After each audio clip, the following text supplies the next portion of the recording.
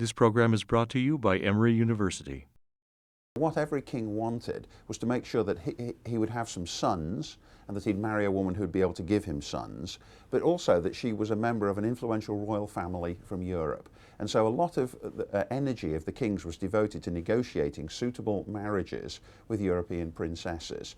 The idea that one can marry only for personal considerations really is extremely recent. I would say that probably the marriage of Prince Andrew, Charles's younger brother, to Sarah Ferguson was the first time that was true. Even though Diana Spencer is remembered as the people's princess, as the Prime Minister called her, she certainly wasn't an ordinary member of the British population. She was a member of an aristocratic family with an extremely ancient lineage, and herself had had a highly privileged background. I mean, in that sense, Kate Middleton is much, much more of an ordinary citizen of Britain than Diana was.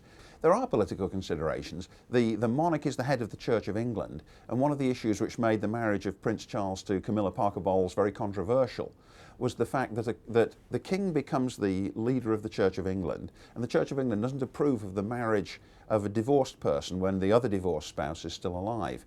And the result of that is that when Charles and Camilla got married, it wasn't in church, it was in the Guildhall in the city of Windsor, and the Queen herself, who is the head of the church, didn't attend. She went to the reception afterwards, and she went to a service of blessing, but not to the wedding itself. At first, perhaps not all that different. At the moment, he's on active military service, and so they'll live in the island of Anglesey, which is in the northwest corner of Wales.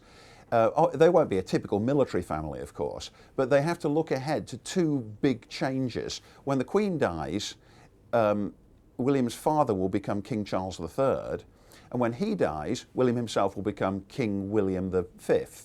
And each of those changes, bringing them closer to the throne, is going to increase the glare of publicity in their lives to an even greater degree. I think that Prince William's had a far less sheltered upbringing than his father had. He's been more exposed to everyday life in the world.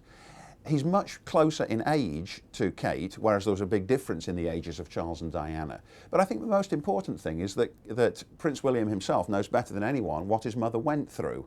And so he's probably going to be very anxious to protect his own wife from the kind of circumstances that afflicted his mother. The preceding program is copyrighted by Emory University.